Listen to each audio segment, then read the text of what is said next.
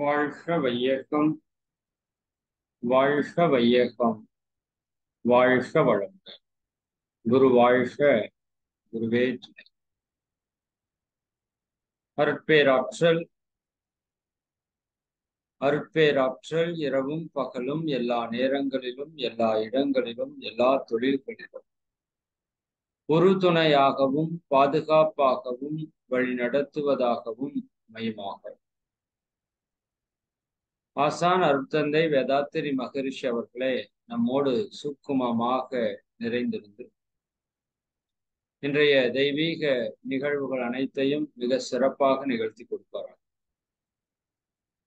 எல்லாம் வல்ல அருட்பேராற்றலையும் அதன் அனைத்து தன்மாற்ற நிலைகளையும் நன்றியுணர்வோடு வணங்கியும் வாழ்த்தியும் இந்த நிகழ்வை துவங்கும். வாழ்க வளம், வாழ்க வளம். மிக்க மகிழ்ச்சி நண்பர்களே. நாம கிடைத்தற்கரிய சித்தர் கலை, காயகல்ப கலையை பற்றிய சிந்தனையில் ஈடுபட்டு கொண்டிருக்கிறோம். சென்ற வகுப்பிலே நாம அந்த சிந்தனையை தொடங்கி இருக்கிறோம். அதிலே அந்த காயகல்ப பயிற்சியினுடைய முக்கியத்துவம் என்ன அப்படிங்கிறத சிந்திச்சிருக்கிறோம். அதாவது இரண்டு சிந்தனைகள் உங்க கூட பகிர்ந்துகிட்டா, ஒன்று நம் உடலிலே வரக்கூடிய அனைத்து நோய்களுக்கும் நம் மனதிலே வரக்கூடிய அனைத்து பிரச்சனைகளுக்கும் அடிப்படை காரணம் நம் உயிரிலே இருக்கிறது. எப்படி ஒரு விதையிலே அந்த மரத்திற்கான அத்தனை வடிவமும் துல்லியமும் இயக்க ஒழுங்கும் இயற்கை அந்த விதைக்குள்ளே மறைத்து வைத்திருக்கிறதோ, அது போல நமது உயிர் ஆற்றலுக்குள்ளாக நம்முடைய உடலினுடைய வடிவம், அதனுடைய தோற்றம், அதனுடைய தன்மை, சரி, அதனுடைய குணங்கள், வளர்ச்சி, இயக்கம் அத்தனையுமே இயற்கை நம்முடைய வித்து சக்திக்குள்ள ரெக்கார்டு பண்ணும். அது எதற்காகனா அடுத்த ஜெனரேஷனுக்கு அந்த தலைமுறையை அப்படியே அது பெற்ற அனுபவங்களை அப்படியே அது கடத்தி செல்லணும். அதற்காக அந்த அனுபவ பதிவுகளையும் அடுத்தடுத்த ஜெனரேஷனுக்கு கொண்டு போகும். அப்ப அந்த உயிர் தான் வந்த நோக்கமான இறைவனை உணர்வதற்கு, தன்னை தூய்மைப்படுத்திக் கொள்வதற்கு தகுந்தாற் போல அதற்குள் இருக்கிற பாவ புண்ணிய வினை பதிவுகளுக்கு ஒப்ப இந்த உடலையும் மனதையும் அமைத்துக் கொள்கிறது. அதன்படி இந்த பிரபஞ்சத்தில் அதனுடைய வாழ்க்கையும் நடத்தப்படுகிறது. இப்போ சாதாரணமா மனுஷன் சும்மா இருந்தானா கூட அவனுடைய கர்ம வினைகளை கழித்து கொண்டு அவன் இறையுணர்வை பெறுவதற்கான சூழலைத்தான் இயற்கை உருவாக்கி கொண்டே இருக்குது. ஆனால் இந்த மகான்கள் சித்தர்கள் என்ன பண்றாங்க, அது நீண்ட காலம் பிடிக்கும் என்பதால அதற்கு சில மாற்று வழிகளை அந்த இறை ஆற்றல் நமக்கு கொடுத்த ஆறாவது அறிவை கொண்டு சிந்திக்கிறாங்க, யோசிக்கிறாங்க. அதையும் இறை ஆற்றலே வழிநடத்தியும் கொடுக்குது. அப்ப மனிதன் பல ஜென்மங்களாக பெற்ற அந்த கர்ம வினைகளை இந்த உடல்ல நோயாக, மனதிலே குழப்பமாக, வாழ்க்கையில சிக்கல்களாக, துன்பமாக ஏற்றுத்தான் கழிக்கணுமா அப்படின்னா அப்படி இல்லை. அவன் சில யோக பயிற்சிகளை, தியான பயிற்சிகளை செய்வதன் மூலமாக கூட அந்த கர்ம வினைகளை கழித்து கொள்ள முடியும். பிறருக்கு தொண்டு செய்வதன் மூலமாக கூட அந்த கர்ம வினைகளை கழித்து கொள்ள முடியும் அப்படிங்கிறத மிக தெளிவாக நமக்கு எடுத்து சொல்லியிருக்காங்க.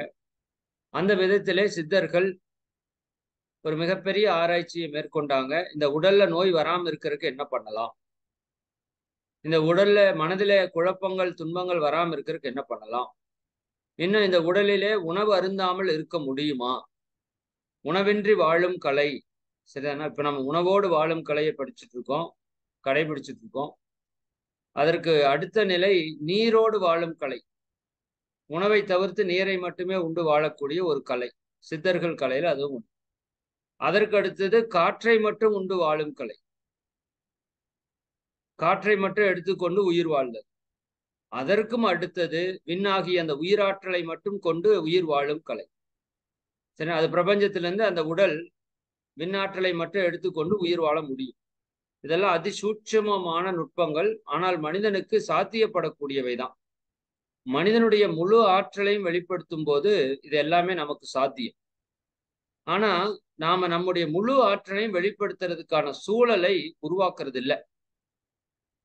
சரிங்களா? நம்ம ஏதோ பிறந்தோ வாழ்ந்தோ செத்தோ நம்ம சாதாரண மனிதர்கள் அப்படித்தான் பாக்குறோமே தவிர, நமக்குள்ள இருக்கிற அந்த முழு ஆற்றல், சரிங்களா, அந்த மூளையினுடைய ஆற்றலை நம்ம வந்து 5% 10% தான் யூஸ் பண்றோம்னு சொல்றோம். அப்ப அந்த மூளை 100% வேலை செஞ்சா அது எப்படி இருக்குன்னு யோசிச்சு பாருங்களேன். 5% 10% யூஸ் பண்றதுக்கே இத்தனை உலகத்துல இத்தனை மாற்றத்தை ஏற்படுத்துற மனித இனம் 100% யூஸ் பண்ணா எப்படி இருக்கும்னா அது மிக பிரம்மாண்டமா இருக்குன்னு சொல்றாங்க. அந்த மனிதன் இயற்கை ஆற்றலை தன்னோட கட்டுப்பாட்டுல, இந்த super hero super power heroes எல்லாம் வர்றாங்க இல்லைங்களா, அந்த மாதிரி மனிதனால் மாற முடியுங்கிறான். சரிங்களா? அப்படி பண்ண சித்தர்கள் எல்லாம் அட்டமா சித்துக்கள்னு சொல்றாங்க. சரிங்களா? சரி, அது ஒரு பக்கம் இருக்கு. இப்ப நமக்கு நோக்கம் என்ன? அந்த உயிரில் இருக்கிற பதிவுகளை, வினைகளை நாம அழிக்கணும். அதை அழிக்கும் போதுதான் நம்ம உடல்ல நோய் வர்றதையோ, மனதுல குழப்பங்கள் வர்றதையோ, வாழ்க்கையில சிக்கல் வர்றதையோ நம்மளால தவிர்க்க முடியும். நீங்க நோட் பண்ணி பாருங்க, இந்த காயகல்ப பயிற்சி நீங்க செய்யறதுக்கு ஆரம்பிச்சதுக்கு அப்புறம் உங்க உடல் நோய்கள் குறையும், உங்க மனக்குழப்பங்கள் குறையும், உங்க வாழ்க்கை சிக்கல்கள் குறையும். ஏன்னா நீங்க உயிரை தூய்மை செய்யறதுக்கு ஆரம்பிச்சிட்டீங்க. உயிர் தூய்மை நடந்துட்டு இருக்கு. இரண்டாவது, மனிதன் நீண்ட நாள் வாழணுங்கிறது ஒரு பக்கம் நம்ம சொல்றோம் போன வகுப்புல. ஏன் அவன் நீண்ட நாள் வாழணும் அப்படின்னா,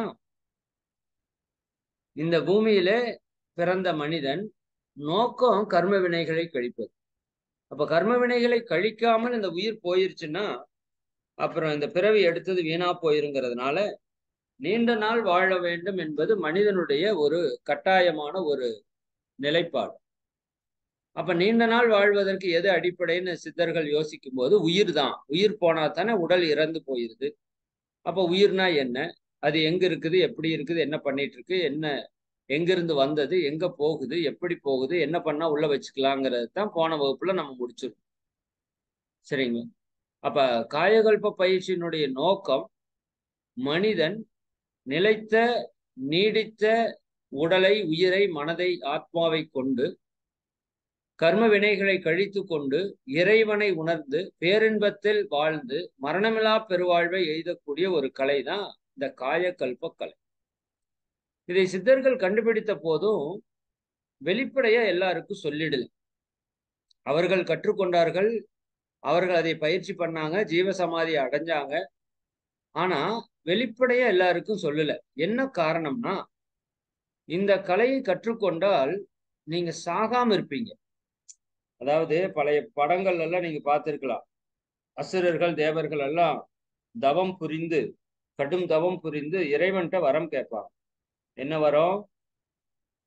சாகா வரம் அப்படின்னு. இப்ப இறைவன் அதை கொடுக்க மாட்டார். பிறப்புன்னு ஒண்ணு இருந்தா இறப்புன்னு ஒண்ணு வரும், அதனால சாகா வரம் கொடுக்க முடியாது, வேற ஏதாவது வரம் கேளுன்னு சொல்லுவாங்க. நீங்க இந்த இடத்த யோசிச்சு பாருங்க. இறைவனாலேயே கொடுக்க முடியாத ஒரு வரம் சாகா வரம். ஆனால் நீ என்னப்ப எனக்கு கொடுக்கறது, நீ கொடுத்த அறிவை கொண்டு நானே சாகாமல் இருந்துக்கிறேன் அப்படிங்கிறது அது எவ்வளவு ஒரு உயர்ந்த மனித ஆற்றல் நீங்க யோசிச்சு பாருங்க. சரிங்களா? அவ்வளவு ஒரு உயர்ந்த மனித ஆற்றல்ல நாம் இருக்கிறோம்ங்கிறத நம்ம புரிஞ்சுக்கணும்.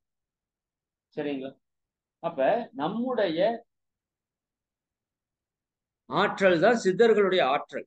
சித்தர்கள் அப்படிங்கிறவங்க எங்கேயோ பிறந்து எங்கேயோ முளைச்சோ குதிச்சோ வந்தவங்க அல்ல. அவங்களும் நம்மளை போல மனிதர்களாக பிறந்தவர்கள். உயிரை உணர்ந்தார்கள், அந்த உயிருக்கு மூலமா இருக்கிற இறைவனை உணர்ந்தார்கள்.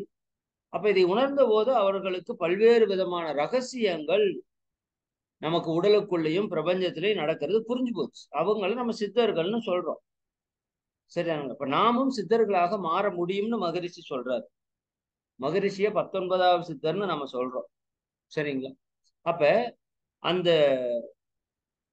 ஏன் அவங்க சொல்லி கொடுக்கல, அது முக்கியமான கருத்து.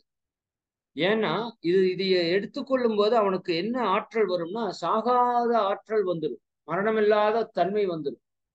அப்ப இது ஒரு நல்லவன் கையில கிடைக்குது, அவன் மரணம் இல்லாத நிலையில இருக்கிறான்னா தப்பில்லை. பணம் மாதிரி தான் வச்சுக்கோங்களேன். பணம் நல்லவன் கையில கிடைச்சதுன்னா அது அவ்வளவு நல்லதை பண்ணுது. அதே கெட்டவன் கையில கிடைச்சதுன்னா அவ்வளவு கெடுதலை பண்ணுது இல்ல. அது மாதிரி இந்த சாகாவரம் பெறக்கூடிய இந்த கலை தேவையில்லாம கெட்டவங்க கையில கிடைச்சிருச்சுன்னு வச்சுக்கோங்க, அது இந்த உலகத்தையே அழிக்கக்கூடிய ஒரு ஆயுதமாக மாறிவிடும். அதனால அந்த சித்தர்கள் தன்னை நாடி வந்த சீடர்களிடம் அதிக பக்குவ நிலை அடைந்தவங்களை, இந்த பற்றுக்கள்ல இருந்து, ஆசைகள்ல இருந்து, உலக இன்பங்கள்ல இருந்து விடுபட்டு அந்த ஞானத்தை நோக்கிய பயணத்திலே தீவிரமாக இருந்து அதை உணர்ந்தவங்களுக்கு மட்டும் இந்த கலையை சொல்லி கொடுத்தாங்க.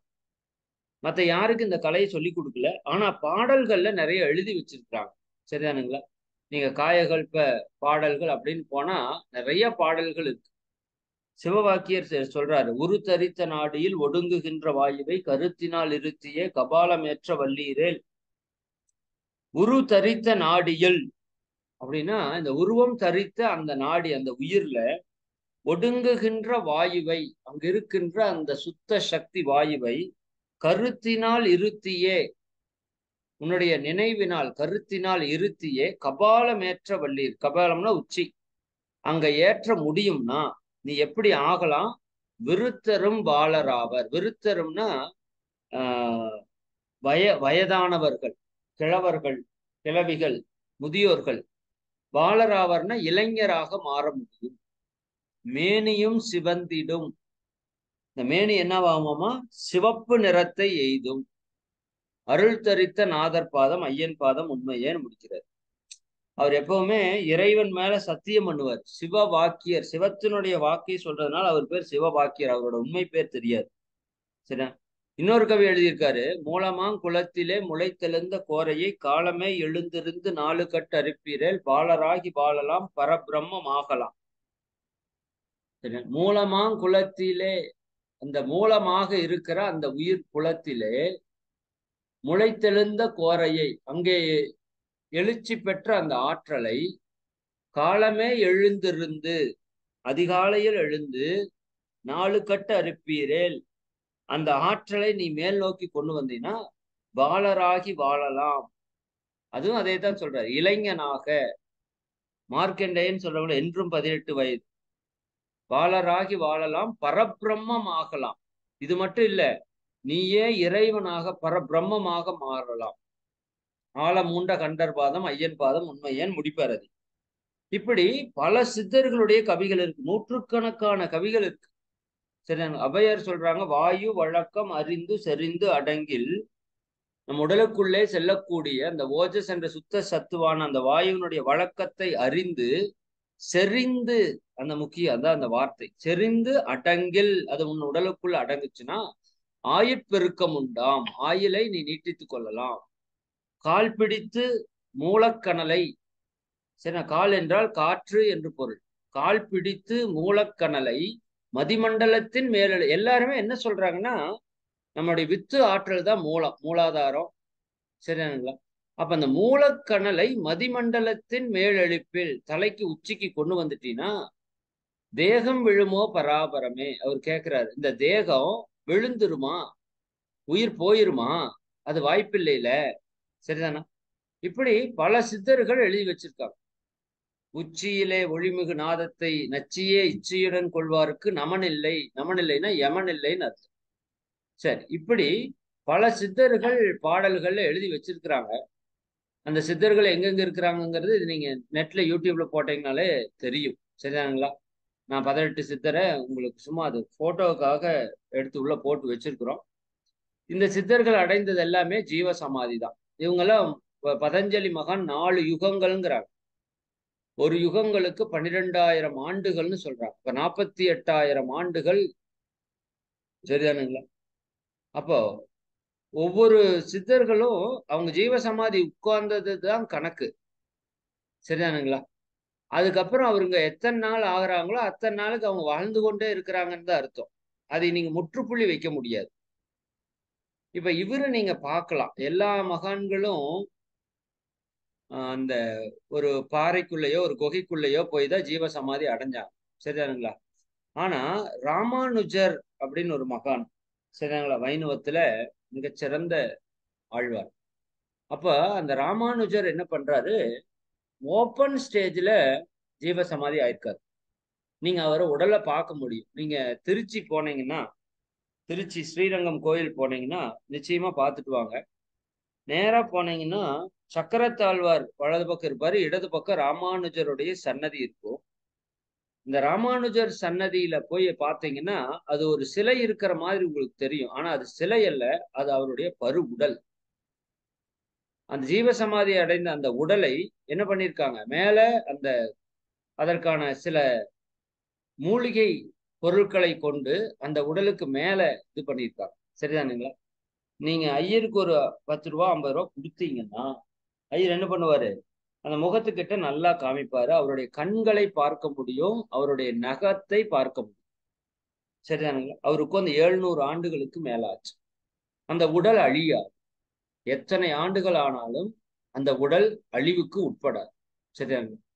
அப்ப இந்த சித்தர்கள் இப்படி கண்டுபிடிச்ச ஒரு பயிற்சி. ஆனா இன்னைக்கு மனித குலத்துல அந்த பயிற்சி இல்லை.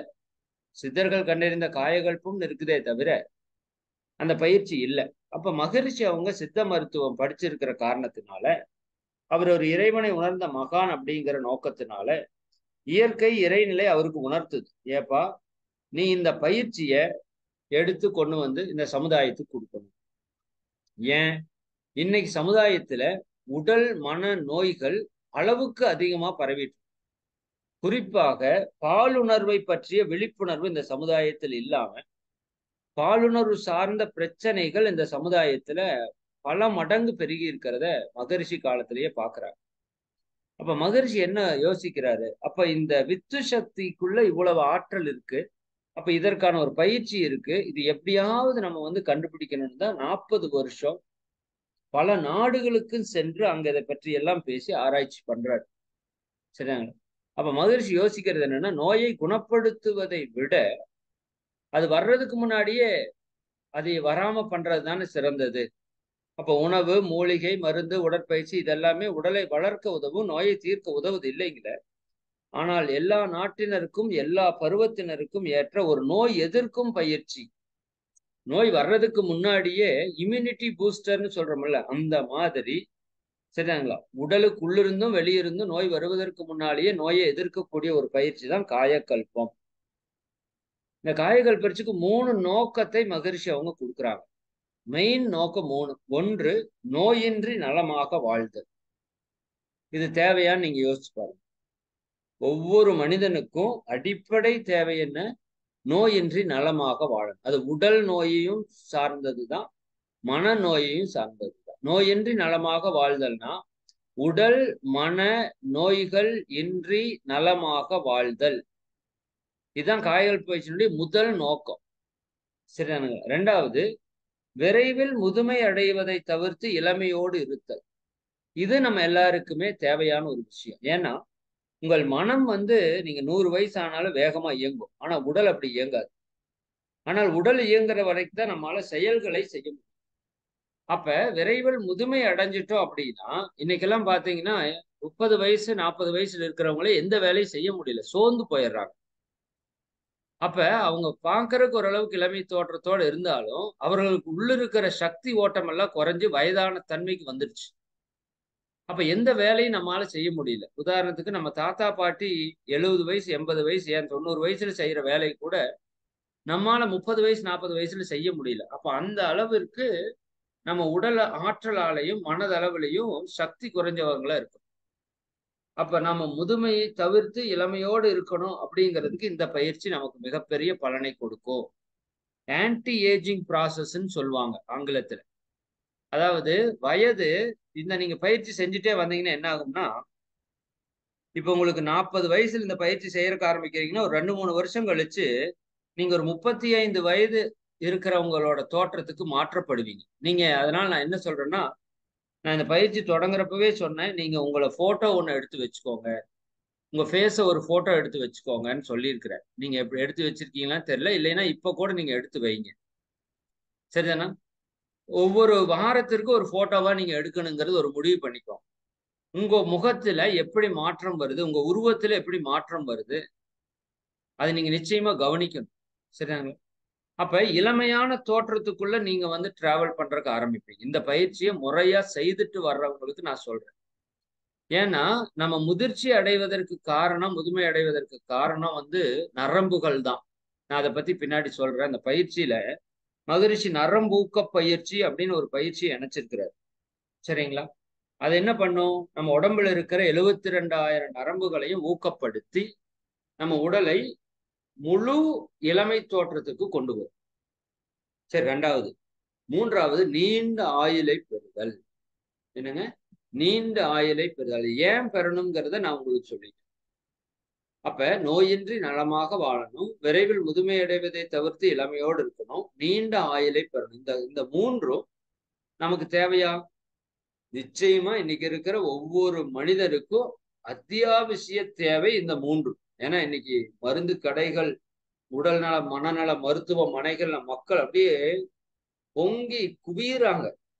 ஏன்னா உடம்பு மனசை நல்லா வச்சுக்க தெரியல. இன்னைக்கு மனநல மருத்துவத்துக்கும் உருப்பட்ட கிராக்கி ஆயிடுச்சு. சரிதானுங்க? அப்ப இதையெல்லாம் தவிர்த்து ஒரு மனிதன் மகிழ்ச்சியா வாழணுங்கிறத இந்த பயிற்சியினுடைய நோக்கம். இன்னும் நிறைய பலன்கள் இருக்கு. அது நான் கிட்டத்தட்ட ஒரு 51 பலன்களை நான் பின்னாடி உங்களுக்கு சொல்றேன். இந்த பயிற்சியினுடைய விளக்கத்தை முடிச்சுட்டு ஒரு நாள் பலன்கள் மட்டுமே சொல்றேன். கிட்டத்தட்ட 51 பலன்கள் இருக்கு. இதுல சிலவற்றை மட்டும் சொல்றோம். மூளை செல்களுடைய இயக்கத்தை அதிகரித்துக் கொள்ளலாம். குறிப்பாக படிக்கின்ற மாணவர்களுக்கு இந்த பாலுணர்வு சார்ந்த பிரச்சனை மிகப்பெரிய ஒரு கொடுமை. சரிதாங்க? இன்னைக்கு இருக்கிற மீடியா தொந்தரவால இன்னைக்கு படிக்கிற மாணவர்கள் சீரழிஞ்சு போறதை நம்ம பாக்குறோம். கண்ணு முன்னாடி கெட்டு போறாங்க. இதுக்கு அடிமையாயிட்டு அதுல இருந்து வெளிப்படவும் அவங்களால முடியறது இல்லை. சரி, அப்ப மூளை செல்களுடைய இயக்கம் அதனால அபரிமிதமா பாதிக்கப்படும். வித்து சக்திய வீணாக்கணும்னா நேரடியா அது மூளையைத்தான் போய் தாக்கும் முதல்ல. சரி, ரெண்டாவது, பரம்பரை வியாதிகள் அப்படின்னு நமக்கு நிறைய ஹெரிடிட்டரியா நோய்கள் நிறைய வர்றதை நம்ம பாக்குறோம் இல்லைங்களா? அப்ப இந்த பரம்பரை வியாதிகளை குணப்படுத்த முடியுமா அப்படின்னா நிச்சயமாக குணப்படுத்த முடியும். இந்த காயகல்ப பயிற்சி முறையா செய்துட்டு வந்தீங்கன்னா பரம்பரையாக வரக்கூடிய வியாதிகளை கூட குணப்படுத்திக் கொள்ள முடியும். நோய் எதிர்ப்பு ஆற்றலை பல மடங்கு நீங்கள் அதிகப்படுத்தி கொள்ள முடியும். இப்போ சாதாரணமா உங்களுக்கு சளி பிடிக்கிறது, காய்ச்சல் வர்றது, அடிக்கடி ஏதாவது ஒரு அலர்ஜி வர்றது, இப்படி எல்லாம் உங்களுக்கு இருக்கலாம். ஒரு சிலருக்கு இருக்கலாம். அப்படி இருக்கிறவங்க இந்த பயிற்சி நீங்க முறையா செய்துட்டே பாத்தீங்கன்னா அது எப்படி எங்க போச்சுன்னே உங்களுக்கு தெரியாது. அப்ப என்ன இருக்கு? உங்க உடம்புல நோய் எதிர்ப்பு ஆற்றல் பல மடங்கு பெருகி இருக்குன்னு அர்த்தம்.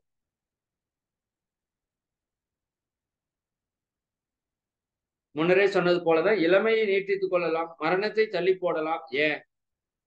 நல்லா சரியா முறையா செஞ்சு வந்தீங்கன்னா மரணத்தை வெல்வது கூட சாத்தியம்தான். ஜீவ சமாதி கூட நம்மளால அமர முடியும்.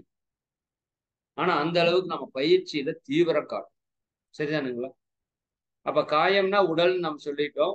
கல்பம்னா உறுதியான உடலை பெற்று ஆயுளை நீட்டித்து என்றும் இளமை காத்து நோயின்றி நீண்ட காலம் வாழ்வதற்கேற்ற ஒரு அற்புதமான பயிற்சியே காயகல்ப பயிற்சி. சரிதானுங்களா? சரி, இதே நீங்க இந்த கல்பம் அப்படின்னா எனக்கு உதாரணம் என்ன வருதுன்னா, இந்த ஊட்டி போனீங்கன்னா கல்ப விருட்சம் அப்படின்னு ஒண்ணு வச்சிருப்பாங்க. பார்த்திருக்கீங்களா? ஊட்டி பொட்டானிக்கல் கார்டன் தாவரவியல் பூங்கா போனீங்கன்னா நிச்சயமா பாருங்க.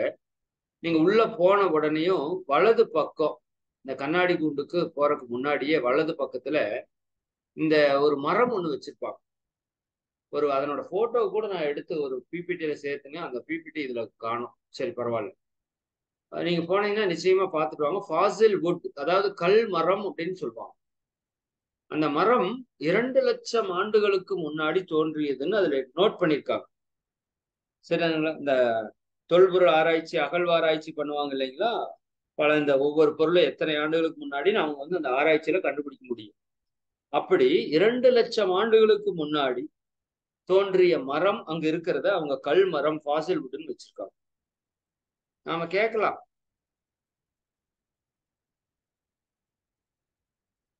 ஒரு மரம் 2 லட்சம் வருஷம் இருக்கிறதுக்கு வாய்ப்பு இருக்கா? யோசித்து பாருங்க. நிச்சயமா இல்லை.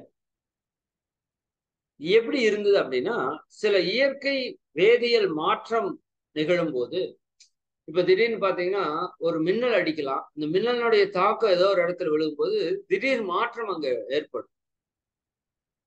அது எப்பவுமே நிகழாது, ஆனா எப்பயாவது நிகழும். அப்படி இயற்கையில் ஏதாவது மாற்றம் நிகழ்ந்த போது அந்த மரத்தினுடைய அணுக்கள் கல்லினுடைய அணுக்களா கன்வெர்ட் ஆயிடுச்சு. சரிதானுங்களா? அப்ப கல்லுக்கு எப்படி பல லட்சம் ஆண்டுகள் அழிவில்லாம இருக்குதோ அது போல் அந்த மரமும் பல லட்சம் ஆண்டுகளா அழிவில்லாம இருக்கு. இதை என்ன சொல்றாங்கன்னா, இது இயற்கையில நடந்த வேதியியல் மாற்றத்தால் அந்த மரம் கல்மரமா மாறுச்சு. ஆனால் நாம் பயிற்சியின் மூலமாக நம்முடைய உடல்ல இருக்கிற செல்களை அழியாத செல்களாக மாற்ற முடியும் அப்படின்னு சித்தர்கள் சொல்றாங்க. அதான் கல்ப தேகம் அப்படின்னு சொல்லுவாங்க. சரி, வள்ளலார் சுத்த தேகம்னு சொல்லுவாரு. சித்தர்கள் கல்ப தேகம்னு சொல்லுவாங்க, அழியாத உறுதியான உடல். சரி, இப்போ இன்னைக்கு நம்ம இந்த கான்செப்ட் தான் பார்க்கணும்னு நோட் பண்ணோம். நீங்க நோட் இருந்தா தயவு செஞ்சு எழுதிக்கோங்க. ஒரு இந்த ரவுண்டு கூட நீங்க போட்டுக்கோங்க. ரவுண்டு போட்டுட்டு கீழே பாருங்க, 1ஆம் நம்பர் பருவுடல், அதுக்கு மேல 2ஆம் நம்பர் ஜீவ வித்து குழம்பு, அதுக்கு மேல 3ஆம் நம்பர் உயிர் சக்தி, அதுக்கு அடுத்தது 4ஆம் நம்பர் ஜீவகாந்தம், அதுக்கு அடுத்தது 5ஆம் நம்பர் மனம். சரிங்களா? இது காயகல்ப பயிற்சியினுடைய 5 மிக முக்கியமான ரகசியங்கள் அப்படின்னு மகரிஷி சொல்றாங்க. இது உலகத்தில் இருக்கிற ஒவ்வொரு மனிதனுக்கும் தெரிய வேண்டிய ஒரு ரகசியம், இயற்கை ரகசியம். இது புரிஞ்சிருச்சுன்னா மனித வாழ்க்கையே அவனுக்கு நல்லா புரியறதுக்கு ஆரம்பிச்சு. அதனாலதான் நம்ம எங்க போனாலும் நான் ஃபர்ஸ்ட் டைரக்ட் கிளாஸா இருந்ததுன்னா காயகல்ப பயிற்சி நடத்திடும். இந்த பயிற்சி புரிஞ்சிருச்சுன்னா எல்லா தத்துவமும் நமக்கு புரியறதுக்கு ஆரம்பிச்சு. இந்த ஒரே பயிற்சியில நமக்கு மற்ற எல்லா தத்துவமும் புரியறதுக்கு ஆரம்பிச்சு. சரிங்களா? 5 எழுதிட்டீங்களா? பருவுடல், ஜீவவித்து குழம்பு,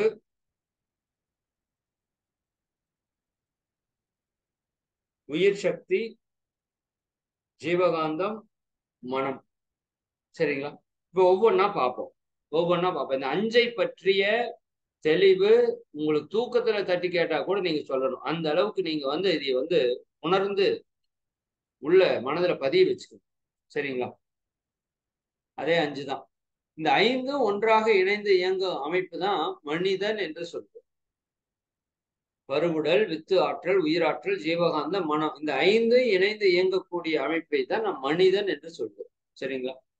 சரி, இப்போ ஒவ்வொன்னா பார்ப்போம். முதல்ல பருவுடல், நமக்கு தெரிஞ்சதுல இருந்து போவோம். சரிங்களா? பருவுடல் நம்ம ஓரளவுக்கு தெரியும். நம்ம கண்ணாடியில பார்த்துட்டு இருக்க நம்முடைய உடல்.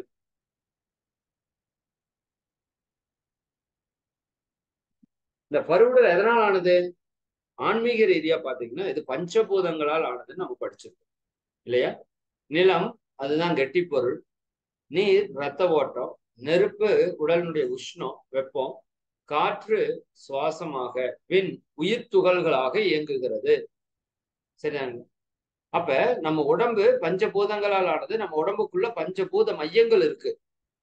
இதை பற்றி பின்னாடி தியானத்துல உங்களுக்கு வரப்பு சொல்றோம். மூலாதார சக்கரம் அப்படிங்கிறது நிலத்திற்கான மையம். அதுக்கு மேல இருக்கிற சுவாதிஷ்டான சக்கரம் தொப்புளுக்கு கீழே, அது நீருக்கான மையம். தொப்புள் பகுதி நெருப்புக்கான மையம், மணிப்பூரகம். அதற்கு அடுத்தது அநாகதம், நெஞ்சு பகுதி காற்றுக்கான மையம். தொண்டைக்குழி விண்ணுக்கான மையம். நம்ம உடம்புக்குள்ள பஞ்சபூத மையங்கள் இருக்கு. நம்ம உடம்புல பஞ்சபூத சக்திகள் வர்றதுக்கு பலவிதமான நுட்பங்கள் இருக்கு. அதெல்லாம் பின்னாடி 1 by 1 சொல்றோம். அப்ப இந்த உடல் பஞ்சபூதங்களால் ஆனது. நிலம், அதுதான் பருவுடல். கெட்டியா இருக்கிறது எல்லாமே நிலத்தினுடைய அறிகுறி. சரி, நம்ம உடம்புல எலும்பு, தசை, உள்ள இருக்கிற உறுப்புகள், சரிங்களா, நகங்கள், முடிகள், இது எல்லாமே கெட்டியா இருக்குது இல்ல, இதெல்லாமே நிலத்தினுடைய அறிகுறி. நீரினுடைய அறிகுறியாக நம்ம உடம்புல ரசம், சரிங்களா, நம்ம வயிற்று பகுதியில உருவாகக்கூடிய ரசம், ஹார்மோன்ஸ். நம்ம உடம்புல நாளமில்லா சுரப்பிகள், நாளமுள்ள சுரப்பிகள், பல்வேறு ரசாயனங்கள் உடல்ல சுரக்கப்படுது. ரத்த ஓட்டம் ஓடுது, ஜீரண நீர்கள், CSF. சரிதானுங்களா? அது போக நெருப்பு, உடலினுடைய வெப்பம். சரி, நம்ம அடி வயிற்றுல ஒரு வெப்பம் எப்பவுமே இருக்கு. சரிதானுங்களா? அது ஜீரணிக்கிறதுக்கு. இன்னும் உடல் முழுக்க ஒரு வெப்ப ஆற்றல் இயங்கி கொண்டே இருக்கு. சரிங்களா? அது ஜெடராக்னி அப்படின்னு சொல்றாங்க. உடலினுடைய உஷ்ணம் 98.3, 98.6 98.6, 36.7 டிகிரி செல்சியஸ் ஃபேரன்ஹீட்னு சொல்றோம்ல. அப்படின்னா என்ன? நம்ம உடலினுடைய வெப்பநிலை எப்பவுமே இந்த உடல்ல ஒரு உஷ்ண சக்தி இருந்துட்டே இருக்கணும். நீங்க குளிர்ல போனாலும் மழையில போனாலும் உஷ்ணம் இருந்துட்டே இருக்கணும். அப்பதான் உடல் வந்து சரியா இயங்கும். அந்த உஷ்ணம் இல்லாட்டி உடல் இயக்கம் வந்து கெட்டு போயிடும். கம்மியானா ஜன்னி வந்துருச்சுங்கிற, எச்சானா காய்ச்சல் வந்துருச்சுங்கிற. அதை பத்தி பார்ப்போம். காற்று நம்ம உடம்புல சுவாசமாக இயங்கிக் கொண்டிருக்கிறது. உள்ள போய் அது பிராணன், உதான, சமான, வியான் அப்படின்னு சொல்லிட்டு 10 விதமான தச வாயுக்களாக அது இயங்குகிறது. அதை நம்ம இதுல பார்த்தோம். மூச்சு பயிற்சியில பார்த்தோம். ஆகாயம் அப்படின்னு சொல்ற அந்த விண் ஆற்றல் நம்ம உடம்புக்குள்ள எப்படி இருக்குங்க? உயிர் ஆற்றலாக இயங்கிக் கொண்டிருக்கிறது. ஆகாயம் கண்ணுக்கு தெரியாது இல்ல. ஆகாயம்னா நீங்க பாக்குற மேகங்கள் ஆகாயம் அல்ல. சரிங்களா? பூமிக்கு மேல எதுவுமே இல்லை. சரியா? அதற்கு மேல இந்த விண் துகள்கள் அதுதான் எல்லையற்ற அளவில் இருக்கு. அது நம்ம கண்ணுக்கு தெரியாது. அப்ப அது போல நம்ம உடம்புக்குள்ள உயிராற்றல் கண்ணுக்கு தெரியாத நுண்ணிய ஆற்றலாக இயங்கிக் கொண்டிருக்கிறது. சரி, இது வந்து எதர் வழியில பார்த்திருக்கிறோம்? ஆன்மீக வழியில இதை பார்த்திருக்கிறோம். சரி, சயின்டிபிக்கா நம்ம உடம்பு எதனால் ஆனது சொல்லுங்க பார்க்கலாம். எல்லாருக்கும் தெரியும், நம்ம உடல் கோடான கோடி செல்களால் ஆனது இல்லையா? நம்ம படிச்சிருக்கோம். சரி, நம்ம உடம்பு செல்களால் ஆனது. செல்கள் ஒன்று கூடி திசுக்களாக மாறும், திசுக்கள் ஒன்று கூடி உறுப்புகளாக மாறும். இப்ப நம்ம கண் எதனால் ஆனதுன்னா செல்களால் ஆனது. சரிதாங்களா? லங்ஸ், ஹார்ட் எல்லாம் எதனால் ஆனது? செல்களால் ஆனது. எத்தனை கோடி, பல கோடி செல்களால் ஆனது. சரி, இதுல இருக்கிற ஒரு மிகப்பெரிய ரகசியம் என்னன்னா, இந்த ஒவ்வொரு செல்லும் நாம என்ன நினைச்சிட்டு இருக்கிறோம்? அந்த 6000 கோடி செல்லும் ஒன்னா சேர்ந்து இருக்கு அப்படின்னு நினைச்சிட்டு இருக்கோம். ஆனா அது உண்மை அல்ல. சரிங்களா? நம்ம உடம்புல இருக்கிற 6000 கோடி செல்லும் ஒன்றுக்கு ஒன்று ஒட்டிட்டு இல்ல, தனித்தனியா இருக்கு. உதாரணத்துக்கு ஒரு ஒரு காந்த ஒரு காந்தத்தை எடுத்துக்கோம். ஒரு பெரிய காந்தம் கையில வச்சிருக்கிறோம். அது கீழே அப்படியே அந்த குண்டூசியை லைனா நம்ம ஒட்டி விளையாண்டுருப்போம் சின்ன வயசுல. உங்களுக்கு ஞாபகம் இருக்கா? குண்டூசியோ அல்லது பின்னூசியோ, அந்த காந்தம் நல்ல பவர்ஃபுல்லான காந்தமா இருந்தா ஒரு 5 குண்டூசி 5 பின்னூசி வரைக்கும் அப்படியே ஒன் பை ஒன்னா நிற்கும். இது ஏன் சாதாரணமா அந்த காந்தத்தை பற்றி அறிவில்லாத ஒரு குழந்தையை கூப்பிட்டு கேட்டீங்கன்னா ஒட்டிட்டு இருக்குதுன்னு சொல்லும். ஆக்சுவலா அது ஒட்டிட்டு இல்ல, தனித்தனியா தான் இருக்கு. ஆனா காந்த ஆற்றலால் இணைக்கப்பட்டிருக்கிறது. சரிதானுங்க? புரியுதுல? அது போல நம்ம உடம்புக்குள்ள இருக்கிற 6000 கோடி செல்களும் ஒரு காந்த ஆற்றலால் இணைக்கப்பட்டு ஒன்றாக இருக்கிறதா காட்சி அளிக்கும். சரிதானுங்களா? இது ஒரு அழகா உதாரணம் சொல்லணும்னா, இந்த சுதந்திர தினத்தன்னைக்கு பாத்தீங்கன்னா அந்த கிரவுண்ட்ல மார்ச் பாஸ்ட் அதெல்லாம் பண்றப்ப ஒரு கொடி மாதிரி மக்கள் நிப்பாங்க. பார்த்திருக்கீங்களா? அதாவது சிவப்பு நிற ஆடை போட்டுட்டு ஒரு 1000 பேரு, வெள்ளை பச்சை நிற ஆடை போட்டு ஒரு 1000 பேர் ஒரு கிரவுண்ட்ல இருப்பாங்க. ஒரு பீக் சவுண்ட் கொடுத்த உடனே எல்லாரும் ஒரு கொடி மாதிரி போய் நிப்பாங்க. அப்புறம் மயில் மாதிரி போய் நிப்பாங்க. ஆக்சுவலா அது கொடியா அப்படின்னு கேட்டா அது கொடி அல்ல. ஒரு ஆயிரக்கணக்கான மக்களுடைய கூட்டம் அங்க கொடி மாதிரி காட்சி அளிக்குது. அது மாதிரி 6000 கோடி செல்களுடைய தொகுப்பு நமக்கு எப்படி தெரியுதுங்க? நமக்கு அது அந்த உடல் மாதிரி காட்சி அளிக்கும். அதை புரிஞ்சுக்கணும். சரிதானுங்களா? இது புரிஞ்சிட்டோம் அப்படின்னா சித்தர்கள் என்ன பண்றாங்க? இந்த உடல்ல இருக்கிற அணுக்களை பிரிக்கிறாங்க. இந்த செல்களுக்குள்ள அணுக்கள், அந்த அணுக்களை பிரிக்க முடியுமா? பிரிக்க முடியும். நான் முதல்லயே சொல்லியிருக்கிறேன், ஒரு தண்ணீர் அப்படிங்கிறது என்னன்னா அணுக்களுடைய கூட்டு. தண்ணீரை ஆவியாக்குனீங்கன்னா, சூடு பண்ணீங்கன்னா அந்த அணுக்கள் எல்லாம் பிரிஞ்சு ஆவியா போயிடும். மறுபடியும் குளிர்ச்சி பண்ணீங்கன்னா அணுக்கள் எல்லாம் சேர்ந்து தண்ணியா மாறிடும். தண்ணி பாக்குறப்ப நமக்கு ஒன்னா தானே தெரியுது. தண்ணி நீங்க பாக்குறப்ப தனித்தனி துகளா தெரியுதானா? தெரியாது. ஒன்னா தான் தெரியும். ஆனா அதை சூடு பண்ணீங்கன்னா தனித்தனியா பிரிஞ்சிடும், அணுக்கள் பிரிஞ்சிடும். அது மாதிரி நம்ம உடம்பு பல கோடி அணுக்களால் ஆனது, செல்களால் ஆனதுன்னு நீங்க முதல்ல புரிஞ்சுக்கணும். எல்லா உறுப்புகளுமே செல்களால் ஆனதுதான். நான் அப்படியே சொன்ன மாதிரி உங்க இருதயம், உங்க நுரையீரல், உங்க கிட்னி, உங்க கல்லீரல், உங்க மண்ணீரல், உங்களுடைய சிறுகுடல், பெருங்குடல், கை, காலு, எலும்பு, தோல், தசை, ரத்தம், கண்ணு, காது, மூக்கு, வாய் அத்தனையும் செல்கள் செல்கள் செல்கள். நல்லா புரிஞ்சுக்கோ. அப்ப உங்க உறுப்புகளை நீங்க குணப்படுத்தணும்னா மெயினா செல்களை குணப்படுத்தணும். அதை பத்தி ட்ரீட்மெண்ட் பின்னாடி பார்ப்போம். அப்ப இங்க ஒரு கேள்வி வருது, இப்படி தனித்தனியே இருந்தாலும் உடல் எப்படி ஒரே மாதிரி இணைந்து இயங்குகிறதுன்னு ஒரு கேள்வி நமக்கு வருது. அப்போ ஒரு செல்லோடு மற்றொரு செல்லை எது இணைத்து பிடித்து வைத்திருக்கிறது? எந்த ஆற்றல் இணைத்து பிடித்து வைத்திருக்கிறது? மகரிஷி உதாரணம் சொல்றாங்க.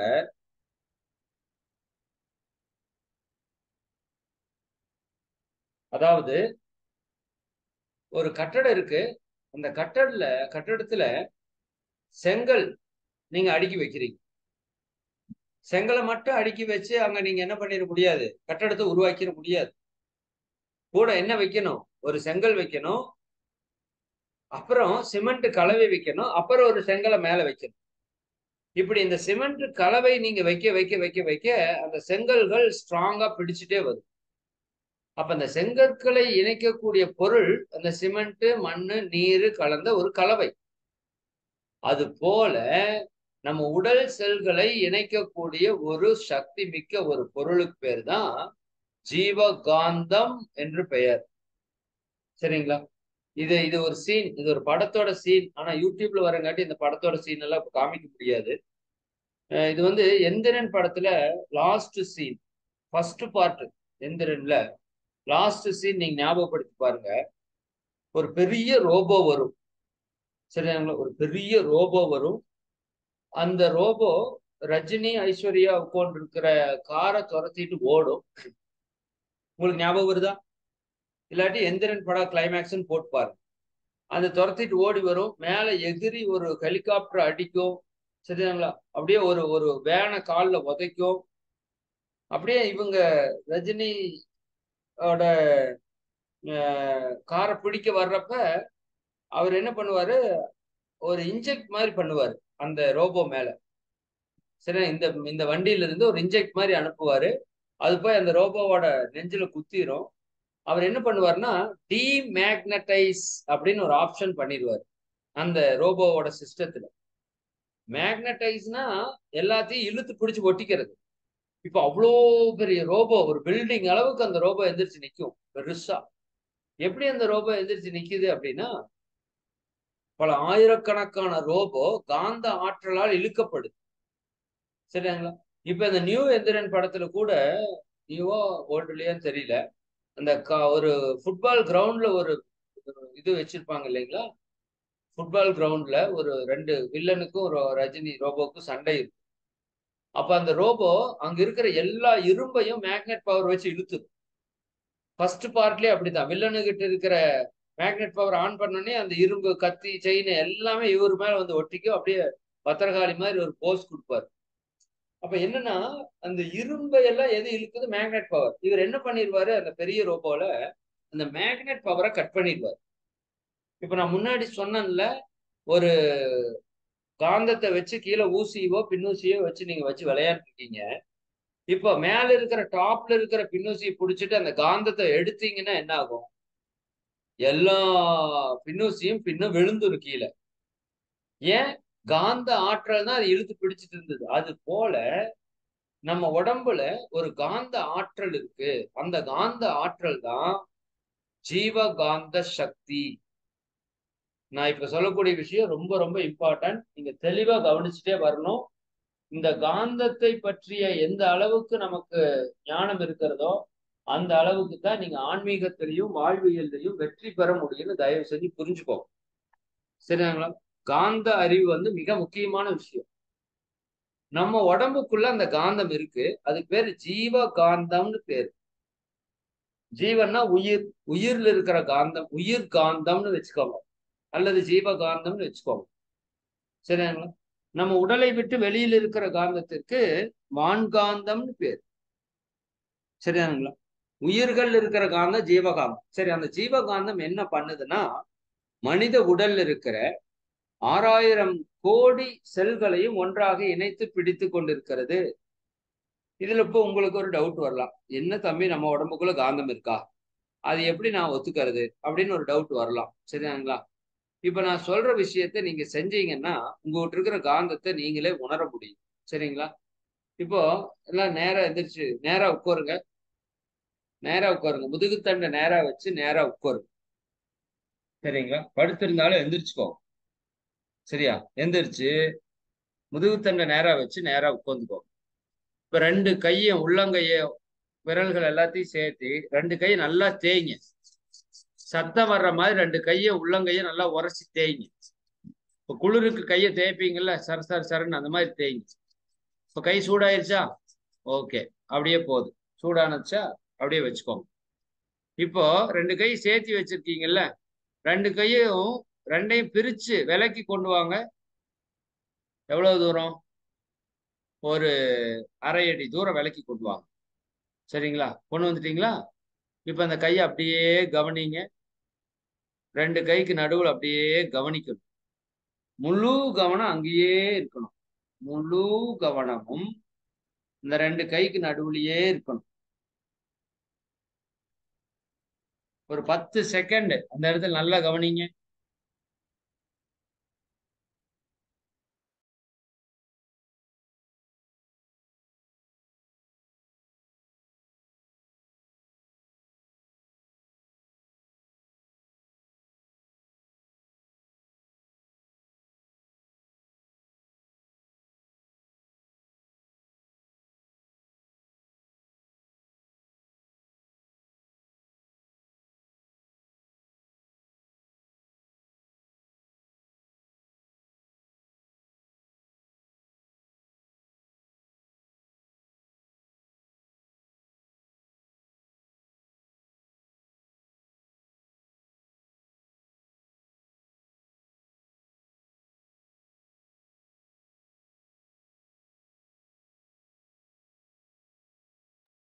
நல்லா கவனிச்சிட்டீங்களா?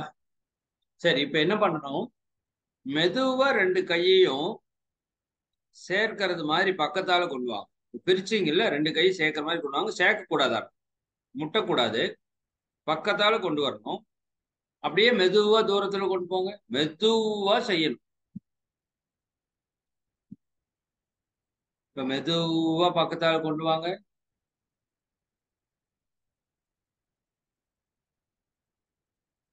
அப்படியே மெதுவா தூரத்துல கொண்டு போங்க. இன்னொரு முறை மெதுவா மெதுவா பக்கத்தால கொண்டு வரணும். 2 கைக்கு நடுவுல ஏதாவது தெரியுதான்னு பாரு, கவனிங்க. மெதுவா தூரத்துல கொண்டு போங்க. இப்ப அப்படியே கண்ணை மூடி 2 முறை இப்படி செய்யுங்க. கண்ணை மூடிக்கணும். நல்ல தூரமா கொண்டு போகலாம். 1 அடி 1.5 அடி கொண்டு போகலாம். நல்லா தெரியும் உங்க கையில அந்த ஆற்றல். அப்படியே மெதுவா பக்கத்தால கொண்டு வாங்க. இந்த கைக்கு நடுவுல அப்படியே கவனிச்சு பாருங்க, உள்ளங்கையில என்ன தெரியுதுன்னு. அப்படியே மெதுவா தூரத்துல கொண்டு 2 கை உள்ளங்கை அப்படியே கவனிச்சுட்டே போகணும். சரி, இப்ப மெதுவா 2 கையும் பக்கத்தால கொண்டு வாங்க. அப்படியே அந்த ஆற்றல் தள்ளும், பயங்கரமா தள்ளும். உங்களால இணைக்கவே முடியாது. சரிங்களா? டக்குன்னு அதுவே இழுக்கும், தள்ளும். இப்ப 2 கை அப்படியே மெதுவா தேய்ச்சிக்குங்க. ஒட்ட வச்சு தேய்ச்சிக்குங்க. மெதுவா தேய்க்கணும். தேய்ச்சிட்டு உள்ளங்கைய கண்கள்ல வச்சுக்கோங்க. நம்ம கண் பயிற்சியில் வைப்போம்ல, கடைசியில கண் பொத்துதல். அப்படி உள்ளங்கைய கண்கள்ல வச்சுக்கோங்க. ஓகே, சிறப்பு. கை எடுத்துக்கலாம். சரி, இப்ப என்ன தெரிஞ்சது? அதாவது ஆஹ், யாருக்கெல்லாம் அந்த காந்த ஆற்றல் தெரிஞ்சதோ நீங்க எல்லாருமே எஸ், ஒய்இஎஸ்ன்னு போட்டாலும் சரி, வெறும் எஸ்ன்னு போட்டாலும் சரி. அப்படி தெரிஞ்சவங்க எல்லாம் எஸ்ன்னு போடு, தெரியாதவங்க நோன்னு போடுங்க.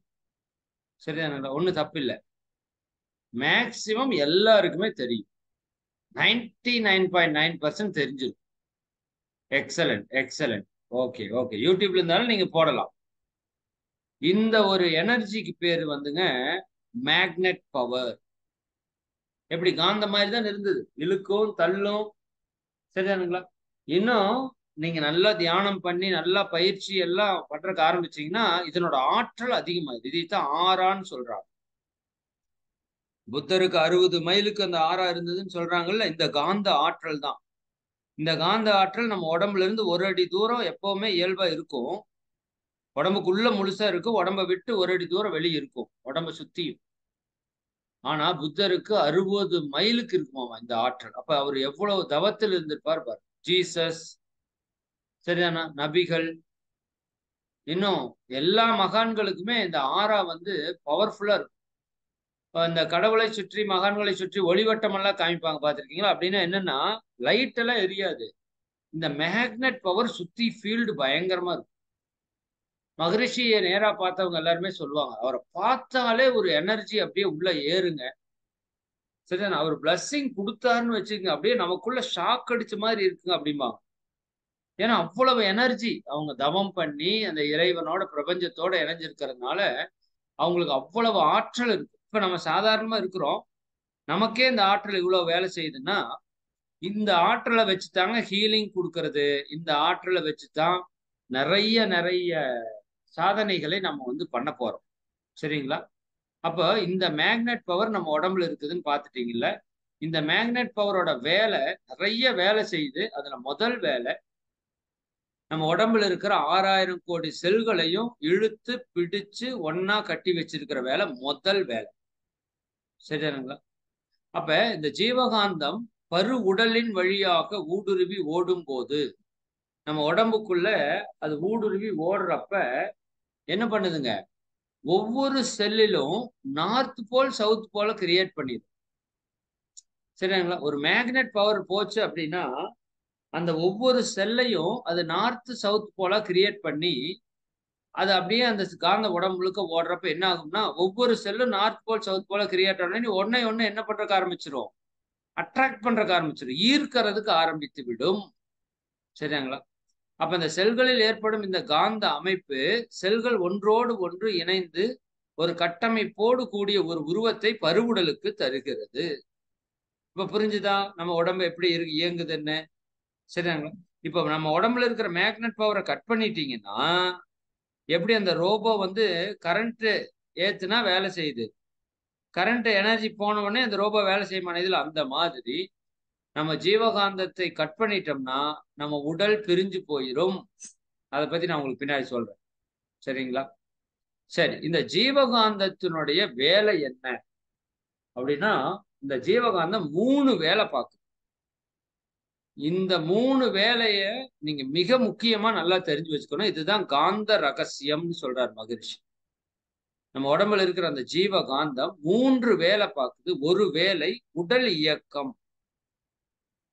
நம்ம உடலை முழுக்க முழுக்க அதுதான் இயக்கிட்டு இருக்கு. உடல்ல இருக்கிற உறுப்புகளை இயக்குகிறது. சரிங்களா? உடல்ல இருக்கிற செல்களை இயக்குகிறது.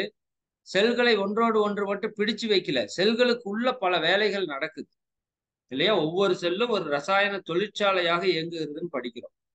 அப்ப அந்த உடலினுடைய இயக்கத்தை அந்த ஜீவகாந்தம் தான் நடத்துது. மன இயக்கம், இப்ப எனக்கு மனசே சரியில்லை, அல்லது மனசு நல்லா இருக்கு, மனசு கோபமா இருக்கு, கவலையா இருக்கு, துக்கமா இருக்கு, துன்பமா இருக்கு, சரிதானா, மனசு ஆனந்தமா இருக்கு, மகிழ்ச்சி, இத மன இயக்கம் எல்லாத்துக்கும் காரணம் இந்த ஜீவகாந்தம் தான். அதற்கு அடுத்தது புலன் இயக்கம் நம்ம சொல்றோம்ல, கண்ணு காது மூக்கு வாயு தோல் 5 புலன் பார்க்கிறோம், கேட்கிறோம், ஸ்மெல் பண்றோம், டேஸ்ட் பண்றோம், தொட்டா உணர்றோம் இல்ல. இந்த 5 புலன்களுடைய இயக்கத்திற்கு காரணமும் இந்த ஜீவகாந்தம் தான். அப்ப இந்த ஜீவகாந்தம் தான் உடல் இயக்கத்தையும் நடத்துது, மன இயக்கத்தையும் நடத்துது, புலன் இயக்கத்தையும் நடத்துது. சரிங்களா? இதனோட டெப்த், இது எப்படி நடத்துது, என்னவா நடத்துது, இது எந்த மாதிரி எல்லாம் இந்த செயல்ல ஈடுபடுது அப்படிங்கிறத பத்தி, இந்த ஜீவகாந்தம் எப்படி நம்ம உடம்புக்கு வருது, என்ன பண்ணா அதை இன்க்ரீஸ் பண்ணலாம், எப்படி அதை நம்ம வீணாக்குறோம், என்ன பண்ணா அந்த வீணாக்கிறத தடுத்துக்கலாங்கிறத ரகசியத்தை எல்லாம் நம்ம அடுத்த வகுப்புல தெளிவா முழுக்க முழுக்க ஜீவகாந்தத்தை பற்றியே சிந்திக்க போறோம். சரிங்களா? மிக மகிழ்ச்சி. அனைவருக்கும் நன்றி.